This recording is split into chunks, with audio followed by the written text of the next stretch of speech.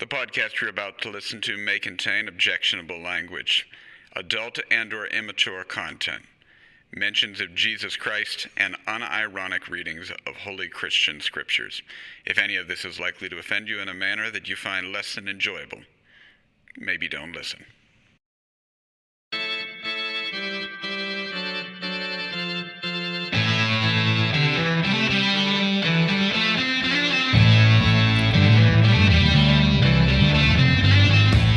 Hi, I'm Pastor Bob Schaefer. And I'm Pastor Eric Damon. Thanks for joining us.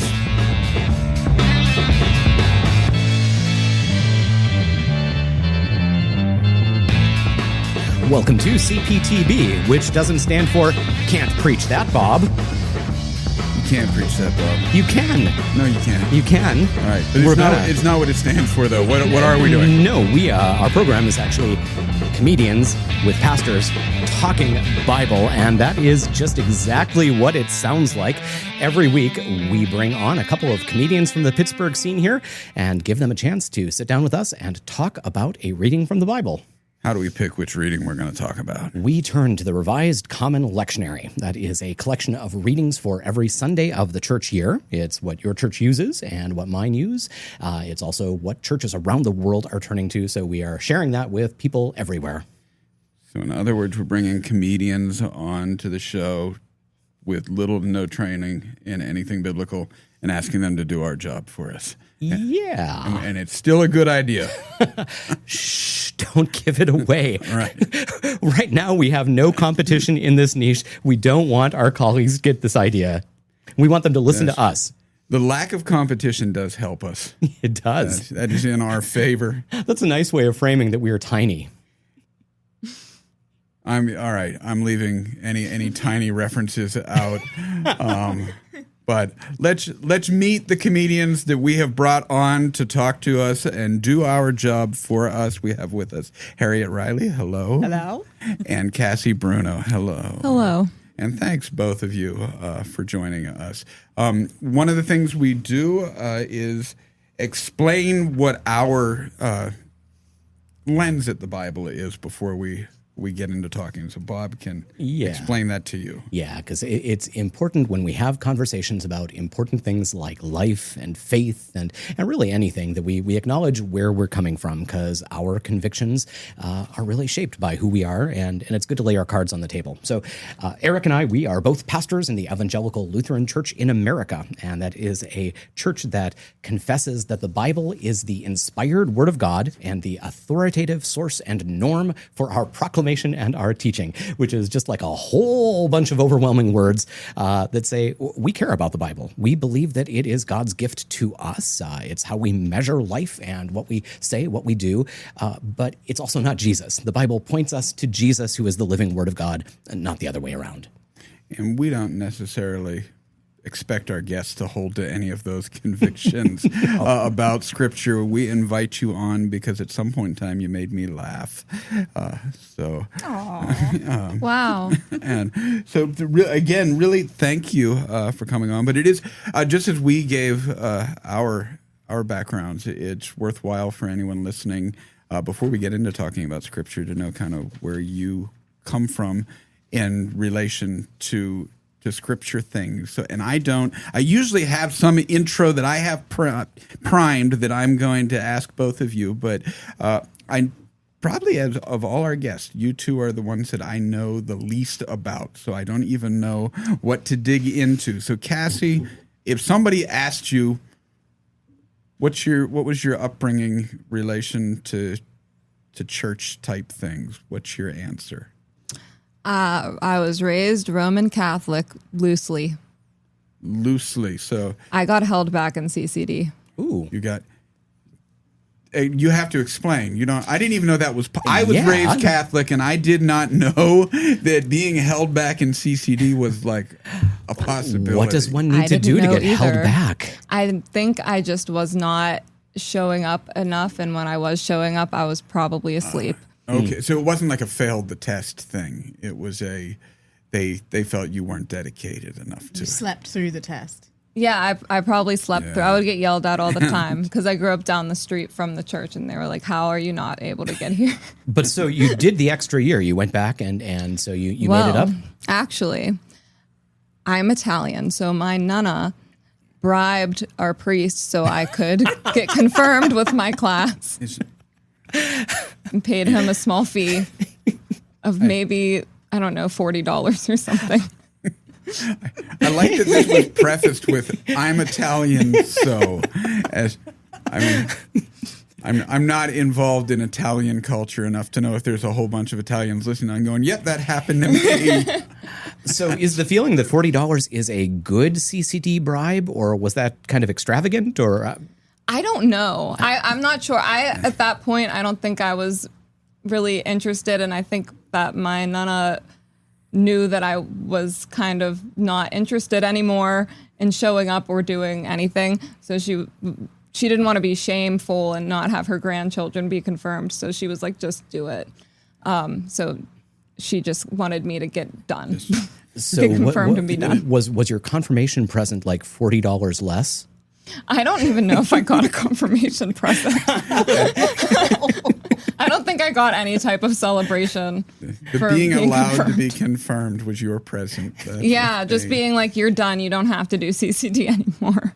I have, in pastoral role, I've only ever had to not confirm one kid that was in confirmation, and that was a kid who never showed up to worship. And there's a worship, you have to be in church on Sunday requirement for our confirmation, and the kid just didn't come. Yeah, I guess that's a thing. You have to be there. Yeah, so I had, but it's like I had to go explain to the parents that like I can't confirm them. This is the one measurable thing. Like you just had to show up. Would $40 have changed your mind? No, it would have had to have been a lot more because I would have had to go to battle with it. We're not priests that have like a unilateral authority over the church. We have a council that we have to answer to, and I would have had to go to battle against my council. So they would have needed they were the ones to wet their beak. The month before the confirmation kids show up to council, they were the ones pointing out, don't make us say no. Like, let them know before they come that we're going to say no. Oh, yeah, that would be awful. And so it would have taken a lot more than $40 for me to go against the will of my council. Well, how much? I mean, at least rent for the month. Okay, yeah. It's good for everyone listening to know. For rent, I mean, there's nothing anathema to God about just saying we're going to confirm this kid. Confirmation's not even a sacrament in the Lutheran Church. Like for rent, yeah, sure.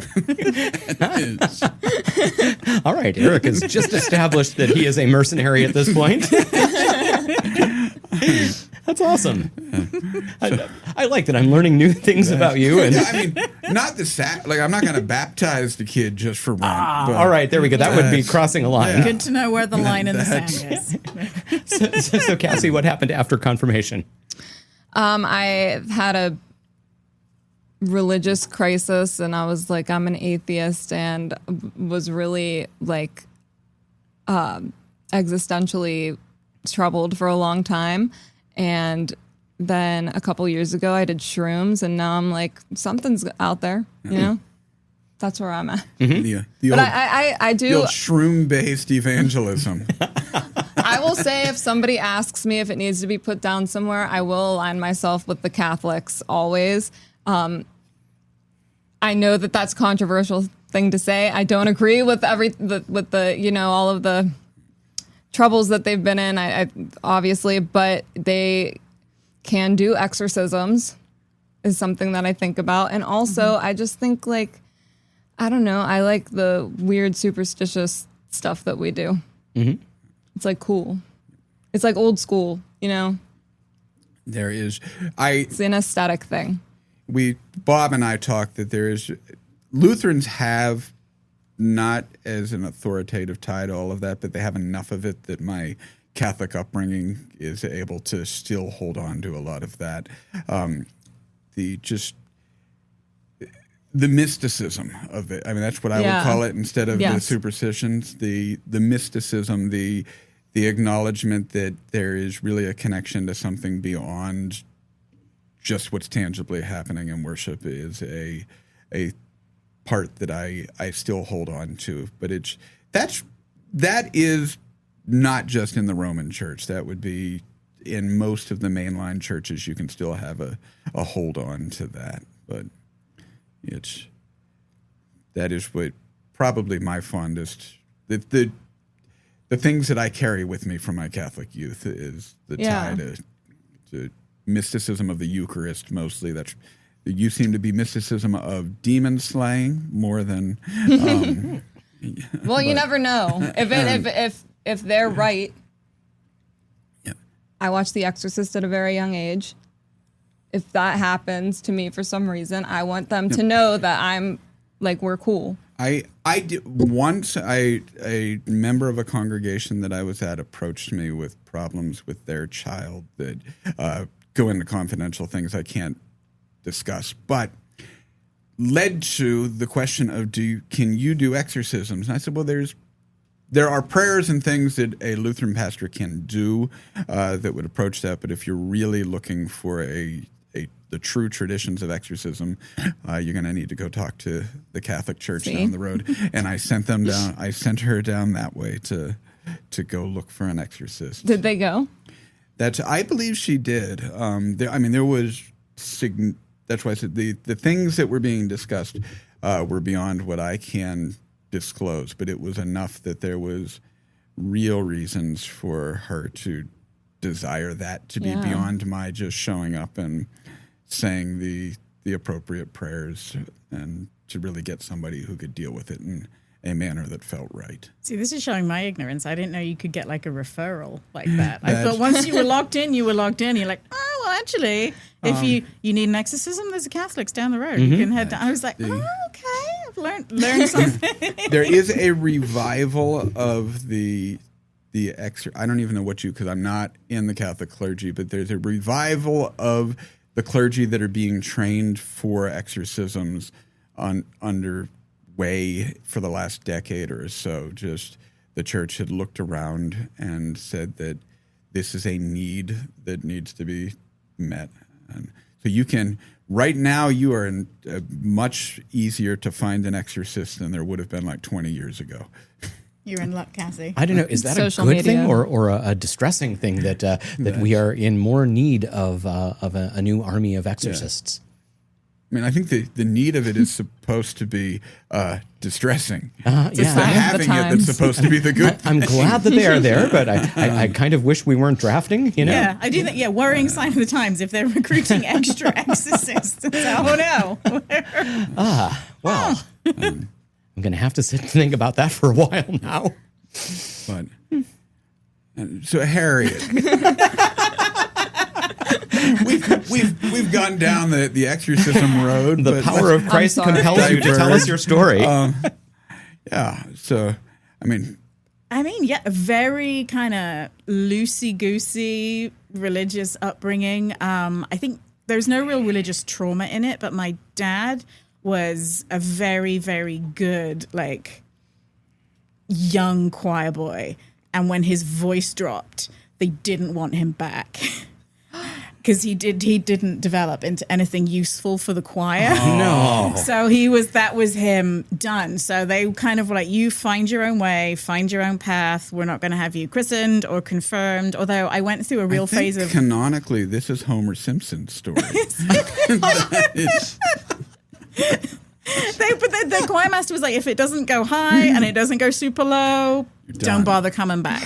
So he didn't. He felt abandoned. So he was like, well, you find your own way to it. And we were loosely Church of England, which I love to describe as the beige cardigan of denominations, because it never felt particularly in one direction. It's just general good vibes, lots of tea and cake, and there's always raffle tickets on sale to repair the church roof. But I never had a real kind of deep relationship with the church. Also because we had an archdeacon who looked a lot like Anthony Hopkins. And this was Is around that a Silence. plus or No, it's- this was around okay. Silence of the Lambs time, and I was fully terrified of him. That'll do it. I was like, this. Oh, I could not see. I couldn't quite tell the difference. And for a while, I was like, he really viscerally scares me on a very That would very put one off. level. I was like, That's, Are we sure it wasn't Anthony Hopkins moonlighting? well, like research for a role. And he was like, maybe, but I was like, Archdeacon Woodman is probably eats people. I don't know. But I think it did kind of instill, being around that kind of culture did instill some of like the values of service and caring and wider community. And then I hit my teenage angst years and ran away from everything and was like, this is ridiculous. And it was very trendy to be atheist when on I a was... podcast, nobody heard Cass aggressively nod to that. Yeah. I mean, I think everyone goes through that, your angsty teenage atheism. Even clergy, usually it's part of our story. Bill Maher came out with that documentary, remember? A I think in like Religulous. 2010. Yeah, I remember watching that and being like, yeah, get them.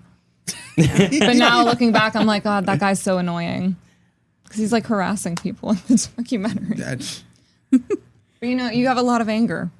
Yeah, I mean, and also I went through a phase, all my friends were being confirmed, and I desperately wanted to be confirmed because my friends were being confirmed, and my dad sat me down and was like, that is not why you should be confirmed. It's like, there was...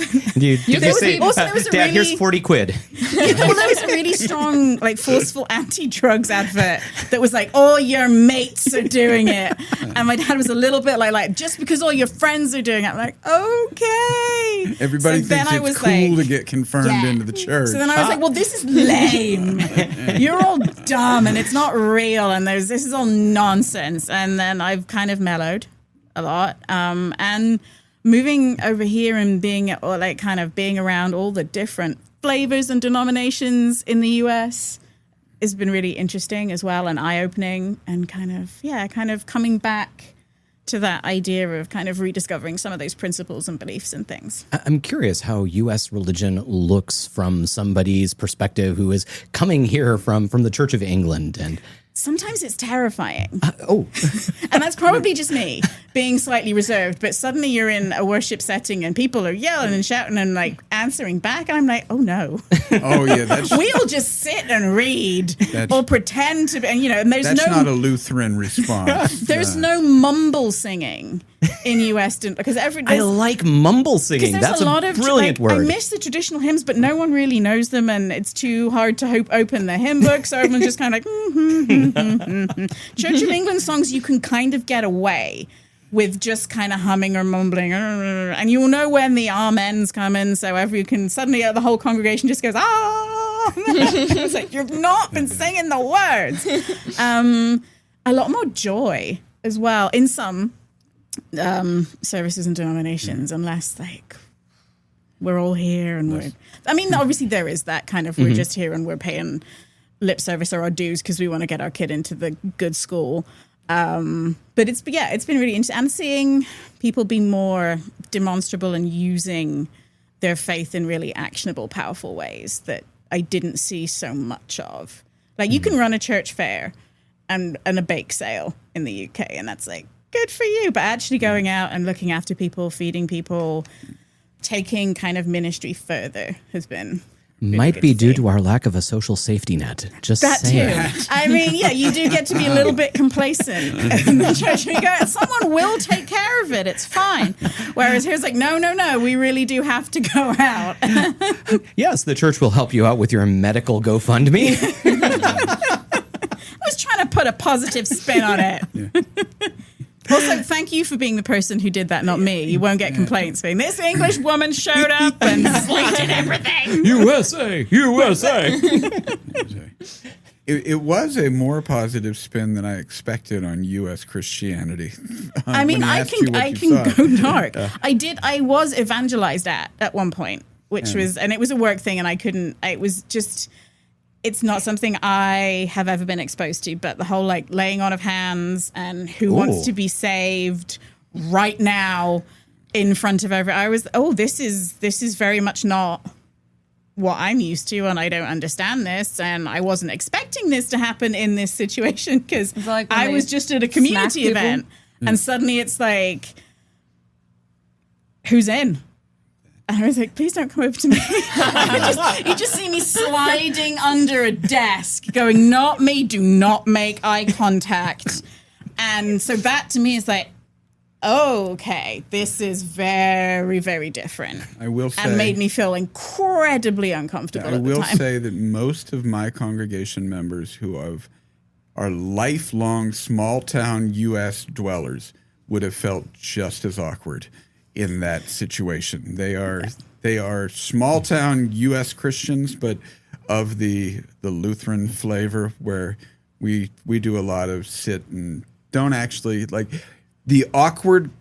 The person who does not want to be crowd worked is everyone in our pews. I will, during the children's sermon time, I will go out and call on them, and you can only get away with it by making fun of how mean I'm being to them, because they don't want to talk at all. They don't want to be talked to. They want to sit and be furniture while church happens. And I should say it's probably my own personal character that I haven't gone out and found, like, the darker elements, the crazier elements, the more inflammatory elements. I guess I'm quite a reserved person, quite a cautious, and my friendship circle is quite tight. So, I haven't. It's out there, and when I find it, I'll tell you. But this was so awkward. I was just like, oh no.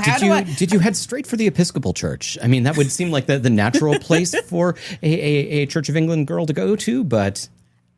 I mean, maybe. It's anything that I can just slope in and slope out. I mean, they've got the Book of Common Prayer for you. And I know. But honestly, big King James fan. I was thinking about this. I can still recite, because every primary school in the UK does a nativity play.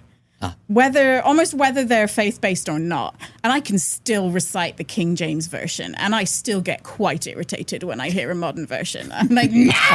Oh, man. And they were sore afraid. That is setting me up for trouble now, isn't It it? pulls you out of it. I'm like, that's you want people to believe this, some of the you just talk mysticism like and me. some of the magic. But I also get that that's detaching people from the meaning. Well, but I'm like, I did not understand in any way, shape, or form King James only Christian until our denomination updated its translation.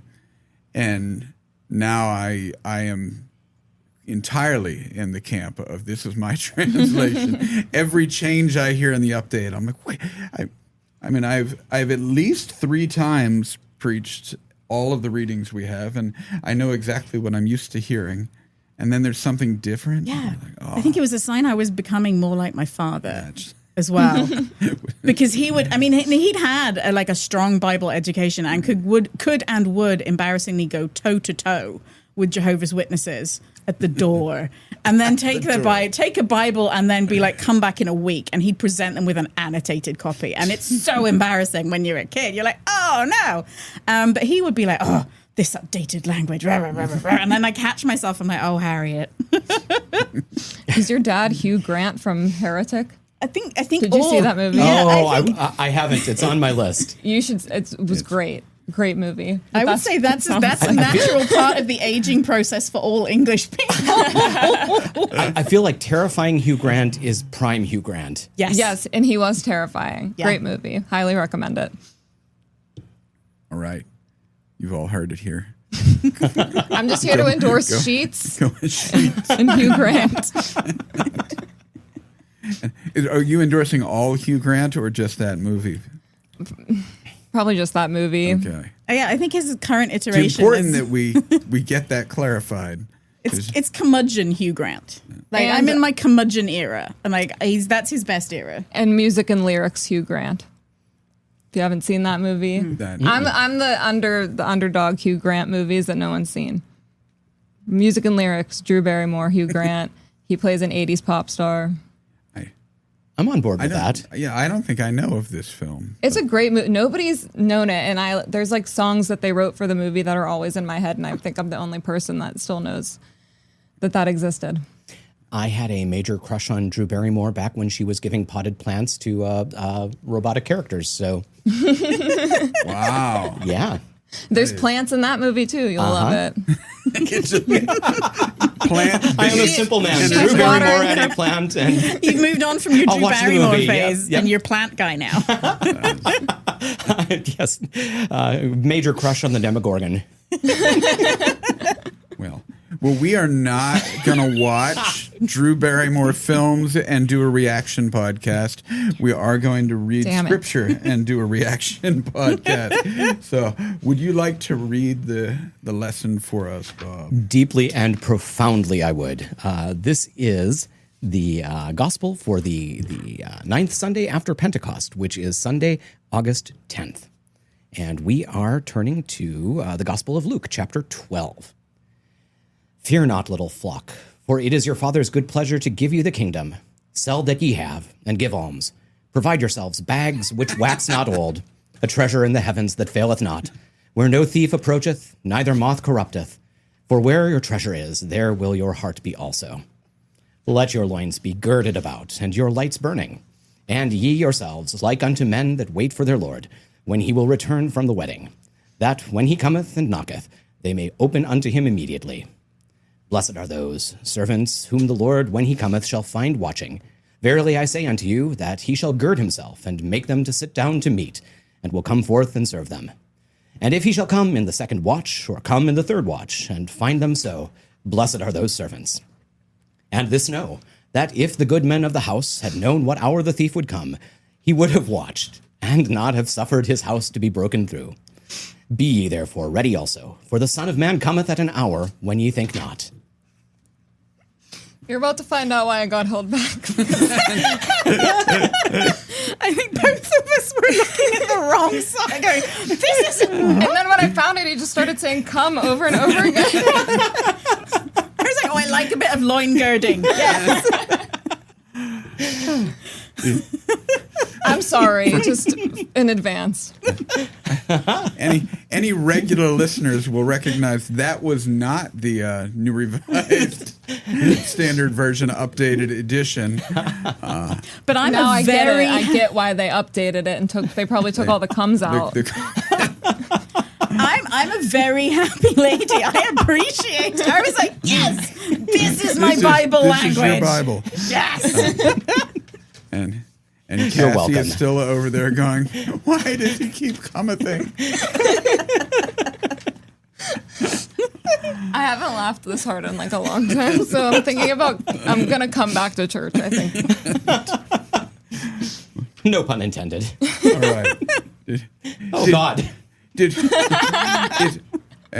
And see, for me, it's the verily. That's the word that I like. Isn't that I have marvelous? so much fun with verily. a And good- verily I say unto you. It's a good word. That is the one phrase from King James English that I would bring back.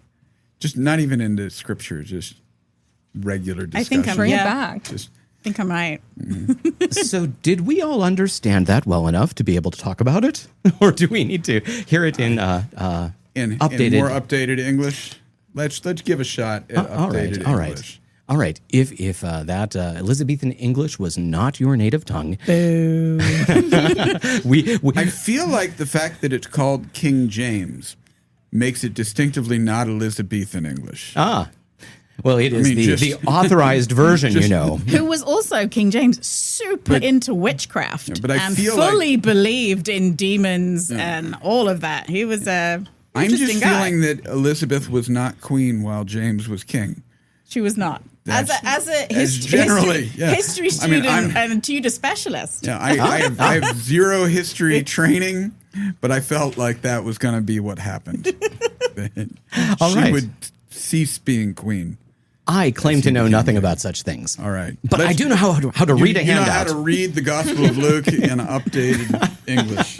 Let's see how we do with this one. Jesus said, "Do not be afraid, little flock, for it is your Father's good pleasure to give you the kingdom. Sell your possessions and give alms. Make purses for yourselves that do not wear out, an unfailing treasure in heaven, where no thief comes near and no moth destroys. For where your treasure is, there your heart will be also. Be dressed for action and have your lamps lit. Be like those who are waiting for their master to return from the wedding banquet, so that they may open the door for him as soon as he comes and knocks. Blessed are those slaves who the master finds alert when he comes. Truly, I tell you, he will fasten his belt and have them sit down to eat, and he will come and serve them. If he comes during the middle of the night or near dawn and finds them so, blessed are those slaves. But know this, if the owner of the house had known at what hour the thief was coming, he would not have let his house be broken into. You also must be ready, for the Son of Man is coming at an unexpected hour. And this is... I got it. All right. You got it. What do you got? I know what it means. Am I supposed to say it? Yeah, what does it mean? Is there a prize? Is it the lamb? That it is. I was told to make sure I bring the lamb back home with me. Okay. Like I explicitly multiple times as I grabbed it out of the living room. Bad luck, Cassie. My wife said, "Make sure you bring that home," because I have a bad habit of leaving things places. What about for $40? That no, I'll go to bat against the council. I'm not going to bat against my wife. Little flock. Mm-hmm. He's basically saying God is coming and he will happily give you the kingdom of heaven. So, like, don't sweat it. Get rid of all your stuff and just be ready to go to heaven. And basically. Which, I mean, that's there was, I want to just add context to it that you should. Early Christians, so a lot of early Christians, like early, not, so when we talk about the early church, we mean well before there was a Catholic church, the Book of Acts church, really took it as Jesus is coming back anytime. So we can just set aside all of our earthly responsibilities and do nothing. And that's where the Pauline statements of those who don't work don't deserve to have food from the common table, it comes into place. It's not Puritan work ethic. It's, all right, this might take longer than we thought, guys. We have to do something. But there is definitely, I mean, Jesus does want everyone in this passage is saying live like it might be tomorrow, but it also might be over 2,000 years from now. So you might want to like plant some crops or something. I did take it in a slightly cynical, Jesus is coming quick, look busy kind of a way. Like, oh, this is going to be, you've always got to be ready because you never know when he's going to be here. And I was like, oh, that sounds quite tiresome. Always looking up on you like a cat. Somebody should have put a bell on him. Yeah. I have preached the quick look busy angle because I had a boss really that I went to work for, and he was so intimidated by the big bosses that anytime the big bosses would show up on the job site, he'd run around to us going like, quick, look busy. The boss is here. Quick, look busy. And I'm like, I am busy. I can't be more busy. I'm working on the task.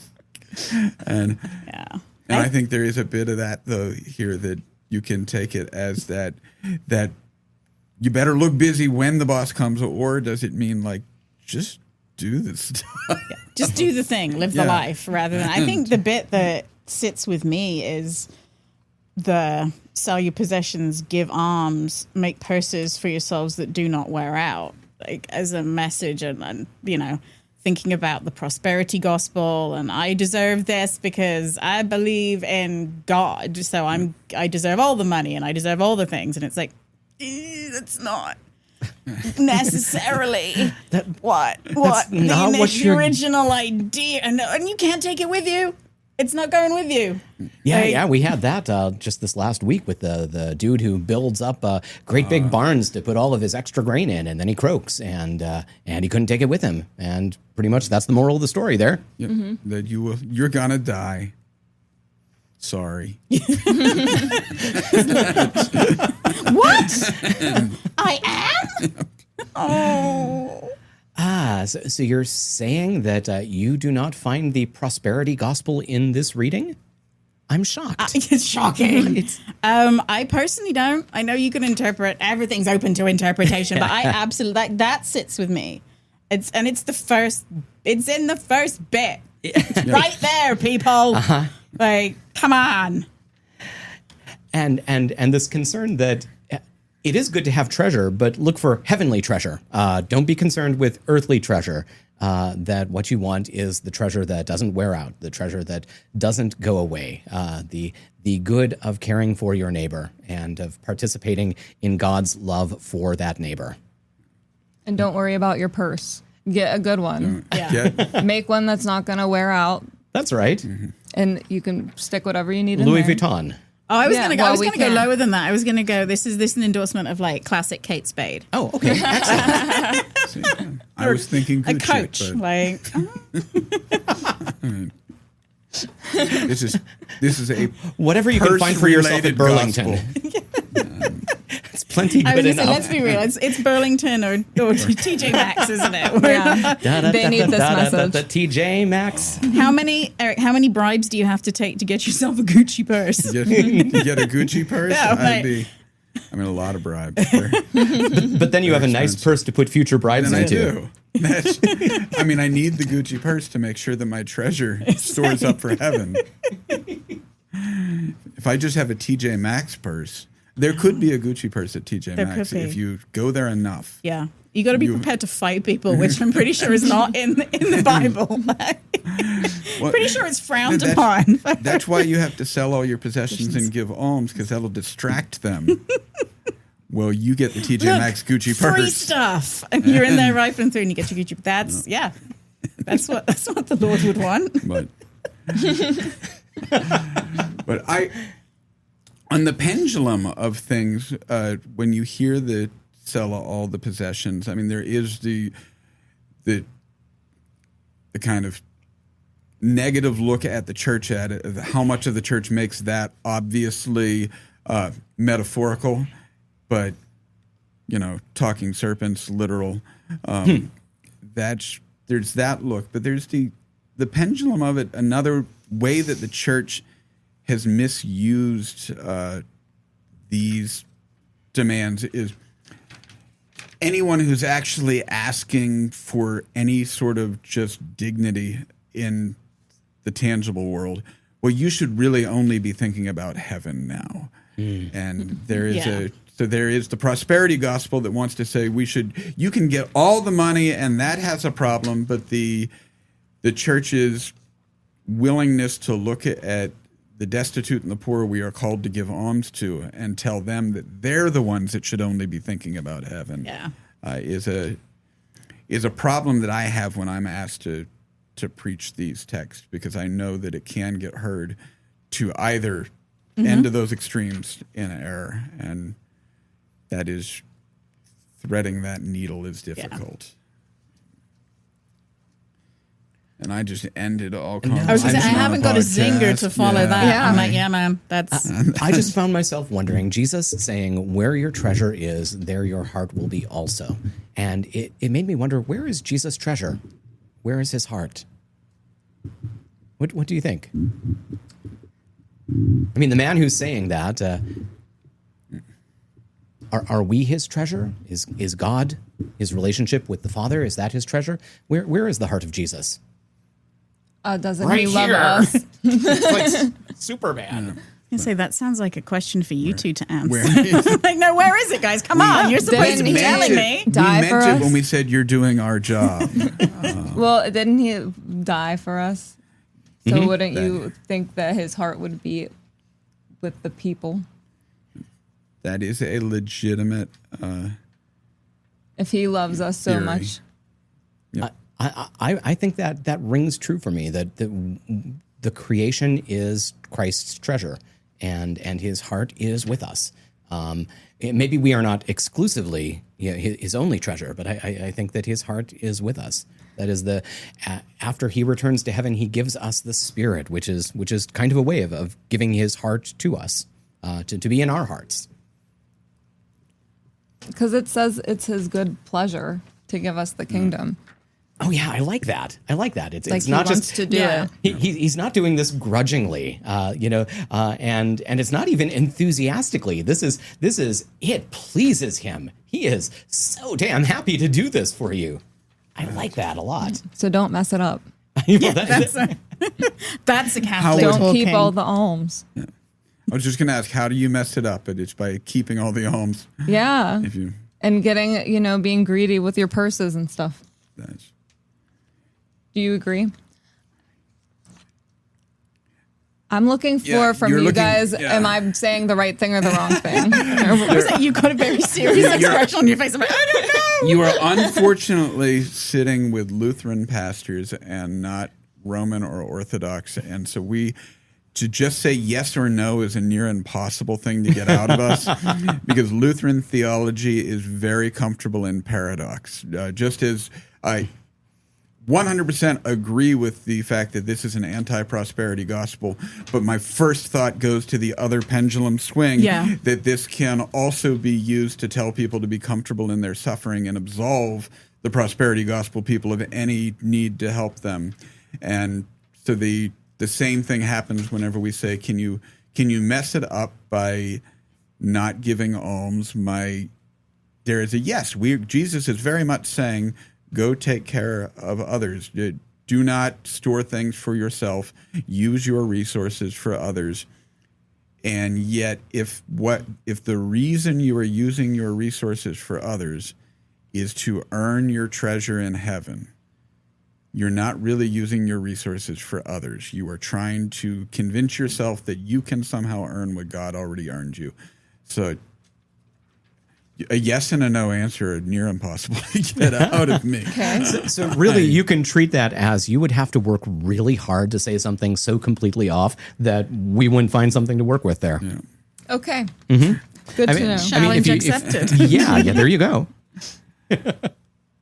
Niche, but Because I'm thinking about right now the part of Jesus Christ Superstar where, okay, I'm just going to say that I every time I did well in Catholic school or any church group, it was because I was referencing Jesus Christ Superstar. all right. So go that's- with what works. Yeah. So it's reminding me of when Judas is, yelling at Jesus because he's not giving to the poor enough. He's like hanging out with Mary Magdalene, and Jesus is like, well, he sings it, but he's like, we don't have the resources to save everybody. So like, you got to chill sometimes. So it's like kind of like finding a balance with what you're talking about with like, are you preaching to people that are going to use it to be greedy and to perpetuate greed because they think that it's Christ-like? Or are you preaching to people that are destitute and poor and just telling them to chill? Yeah. And that is a real, more than even knowing what's in the scripture. That's both of us went to seminary and have continuing ed and all the things that help you try and know that. Knowing how the people will hear what you say is the most difficult part of preaching. It's the same thing as comedy. You've got to know what room you're in. Right. If you walk into a room and play a joke that for a completely different room, if you walk into a bunch of college kids who look like the stock photo that's used to scare my dad on Fox News, and you play to them like you're telling jokes for where I live. If I walk in looking like I do and don't automatically name that elephant before I tell a single joke, I won't get a laugh for the rest of the show. And preaching is the same way. If I don't know where you're actually hurting, I can't preach good news to you, because I can easily accidentally end up lecturing to people about the exact thing that they need healed. I'm being so serious. Well, I was going to chip in and say, as I a am. Church of England person, I feel very validated that I can be just in the middle. I can just sit comfortably in the middle, and that's fine. That's enough. Like the Goldilocks of denominations. This just fits just right. Yes. And in Superstar-related news, our regular listener, Sean, who is my buddy, just texted me the other day that apparently Adam Lambert has a single coming out for Heaven on Their Minds. And interestingly, the cover art for this has two names on the cover, Adam Lambert and Andrew Lloyd Webber. Tim Rice, go pound sand. Oh, shit. That's the most Andrew Lloyd Webber move, though. Yeah. That's pure Andrew Lloyd Webber. That is Oh, kind God, of a I power can't move wait. there. Yep. Get out of here, Tim. So there you go. Good. Good to know we've entered into theater scandal. That's right. That's Well, in the great collaborations of history, that's, to send Tim off into a corner. I'm waiting for you to do that to me now. to send you off into a corner. Yep. That I don't think this happens without you. I can't. I have to wait until we're famous enough that I can pretend I did it all. Next season. Then I throw you out into a corner. Excellent. No one puts Bobby in a corner.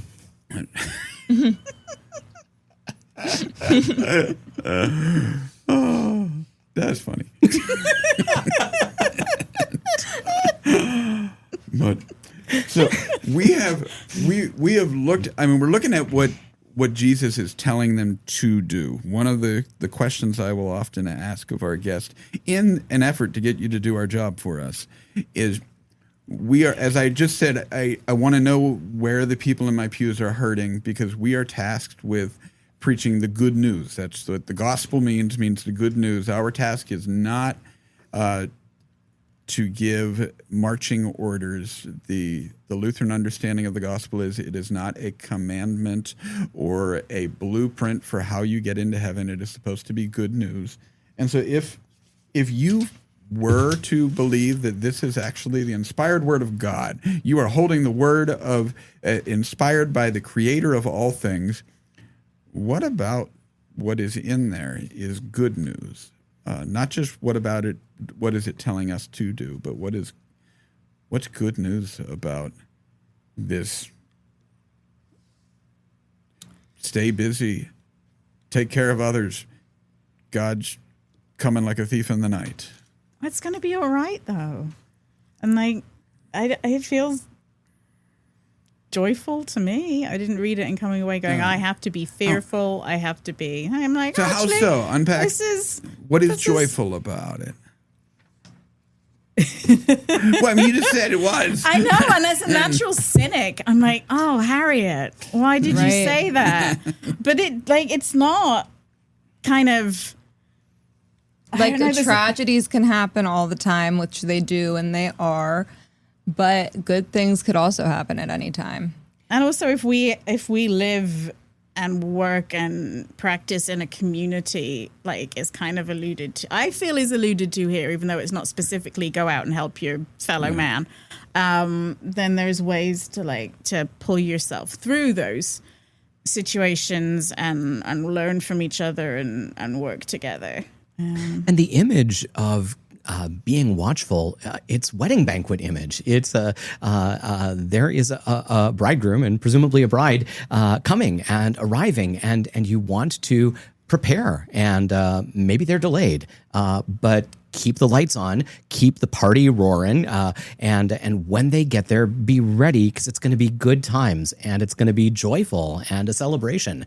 That's good news that the bridegroom is on his way. I personally, I thought it was kind of cute when he called us little flock. Yeah, I like that. I like that part. I like a little bit of, but some paternal imagery. Yeah. I'm down with that. Yeah. We've got this wonderful image in the stained glass. Flock. We've got stained glass in the sanctuary because this is the Good Shepherd Lutheran Church where we're recording, and the image is of Christ the Good Shepherd, and I really love the way that he is depicted holding a sheep, very much like that little lamb right there, and carrying it in his arms. And I think that that's a really reassuring image, the idea of a Jesus who will hold us and carry us and keep us safe and love us like little lambs, and that we are a little flock. And that you don't have to be smart, because I grew up in Wales, which has more sheep than people, and they are dumb. Yo. They will find creative ways to die, and they are not smart animals. So we don't have to be smart animals. Right. We can be dumb as a box of rocks, but it's going to be okay. Just be ready. You know what would also be funny is if he was. What if like what if we're all wrong? What if the Bible's just written like? What if it's for sheep and lambs? Like what if he's not even talking to us? He said, "Have no fear, little flock," and he was really talking to the sheep behind everybody. Yeah, and they were just didn't catch on. It's like, we were like, "Oh my God, he's talking about me." That's like Star Trek 4, and the big omniscient space probe comes back, and it just wants to talk to the whales. And it's just something to think about. And like when you waved to somebody in the grocery store because they waved at you, and they never got to the embarrassed part. Yeah. Oh shoot! Yeah, and we're getting it now. Like, damn. Yeah. You still have time to convert to being a sheep. That's so true. You can be a woman in sheep's clothing, and the Lord will accept thou, thy. Thou. I love a loophole. Nothing like a good loophole. That's gird thy loins in wool. Yeah, let's get. What does that mean? Gird. all right. So Why don't actually, you tell us about the loins? all right, so girding the loins is so there wasn't tight pants and underwear and all of those things in Bible times. So you had your tunic on, and it was a way that you tied the tunic up around your crotch to hold things in place before you went into battle. I learned this in Catholic school. And good. The priest said the same So thing. why did You were being tested. I'm You're sorry. setting him up for like, actually, I don't know what that means. I'm sorry. I love that, She's Cassie. like, I knew that. Yeah. I was testing you. That's, See what they're teaching you at Lutheran school. So that is. I am a big fan of the online diagrams of how to tie it to gird your loins. I feel Could like you do it? That's, If we gave you a tunic? no, I could not. I feel like I've that is seen the very much, though, diagrams. I didn't try it. I have watched videos on the different things you can do with a kilt, and I feel like that is very much in the same genre of stuff. What is your algorithms? Horrifying. So for those who are confused about the girding of the loins, that is just the part in the NRSV UE that is translated fastening his belt, which is so much less evocative. The master will come and fasten his belt and have them sit down to eat. He'll gird his loins, which presumably he's going to be serving them. At that point, he's taking the role. This is a weird thing, right? We haven't even talked about this yet. That when the master comes to this wedding banquet, what does he do? He has all of the slaves who have been preparing sit down at the table, and he girds up his loins, And he gets ready for battle. And then serves them. I mean, that is Is it because they're going to be mad because they're slaves? And slaves is mentioned, and I know it's the Bible, and they were more chill about that in like those times, but he's taking on the role of the slave. He is taking their role on himself, and presumably he's girding himself up, I believe, so he can wash their feet and he can do the things that the slaves would do for the guests at the wedding. So tying in your man parts so that they don't flop all over the place as you're crawling around on the floor. As you should. You don't wish to expose yourselves to the that. wedding guests. keep that all in check. Yeah. That's polite. But he is doing for them what they were prepared to do for him. And there is a gracious inversion there that is unexpected. And that's also good news. Eric's processing that now. I am. I don't have anything to say against it. I am processing the. he'll find something. What is the good news? What is the good news? Well, you're here to do our job for us because Well, that's our job. I just thought. Well, you're making it sound like there's more than one piece of good news. Mm-hmm. I thought the good news was just that like we're going to heaven. When people say that, did you hear the good news? Like I thought that's what they meant, but you're more. saying it like there's So good news every day. in a getting a yes or no thing, this is one of them that I will actually get about as hard on a no as I can get to. That if we believe the good news is about some heaven by and by that we're going to go to after we die, and not related to how we can live as disciples of Christ right now, we've missed a bulk of the point. That there's a lot of damage that has been done. The being able to preach this as just be happy in your suffering. I'm the king and going to keep everything, and you all get nothing because you have heaven to look forward to, is one of the greatest abuses the church has done throughout history. But now the fact that the kingdom in which we are citizens now last forever is the heavenly part of the good news. But definitely not when you die, you're going to go there. So buck up. Okay. I like that answer better than what I thought was happening when people said that. That might be the place to leave it, unless you had now we can further we can brilliance end to there. elucidate us with. I don't have any current brilliance, so we can end there. Just the deep repository of brilliance that you save and draw upon. So what do our guests have coming up? This will be coming out next week. So what do you have on your calendars? Anything that you'd like to plug other than our mouths? God, next week. Do you have anything? I think, if you live in Pittsburgh, come to the Brookline Breeze on August 9th. Harriet will be there because I'm making her be there. It's going to be a street fair after a 5K, and they asked me to rally up some comedians. It probably won't be great. It's going to be hot, and nobody wants to hear stand-up comedy at 11 o'clock in the morning, but you might, so come to that. You're doing 11 o'clock in the morning after a 5K race. I so don't want to that I'm thinking I might want to. I'll buy a beer for people, I guess. I don't know. I think that is going to be so god-awful that I may end up with material for later. Yes. And just to be clear, you don't have to do the 5K to enjoy the comedy, right? No, we're just showing up. We'll probably only wake up when the 5K's over. Are you running in the 5K? I'm not, because I'm still injured. Oh, okay.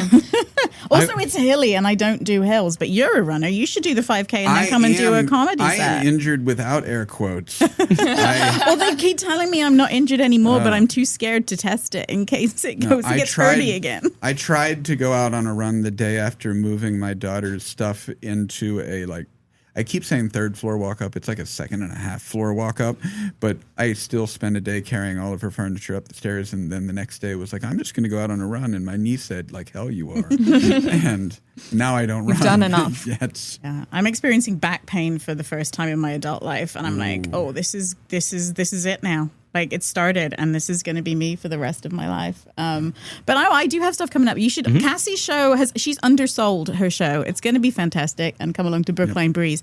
But I also have a big show for me coming up on September 3rd. I'm headlining the Britsburg Comedy, which is at Pitch on Butler. Britsburg is a festival of all things British in Pittsburgh, and cool. I am Pittsburgh's premier British comedian because there's no one else now. Nice. Helen Wilde's left. And you are on Pittsburgh's premier theological comedy podcast. Yeah. Because there's no one else. They didn't even leave. There's by just default, we're the champions, right? Excellent. And where can we find you guys on social media? Yeah. My handle is at Cassi, CASSI_DGDICCI. And I'm Harriet Riley Comedy on Instagram, and I'm not going to spell it. And we are at CPTB Pod, at CPTB POD. I did spell that. It wasn't easy. Thank you both again for joining us. Yes, and thank you to everybody out there who is still listening. If we offended you, we're sorry. I'm sorry. No, you listen to the whole show. We are not sorry. I tell you this every time. Cassie is sorry. She said so. All right, Cassie, I'm not. She's a better person than we are. But look, you are still here, so do us a favor. Subscribe to CPTB in all of the places you get your podcast. Share us with your friends, your family, anyone you think is going to enjoy it. Share it with people you think will hate it too. We'll take the listeners. Share us over in Great Britain. We would love the international audience. But we'll be back next week with a short take. Until then, may the Holy Spirit do her thing in your life.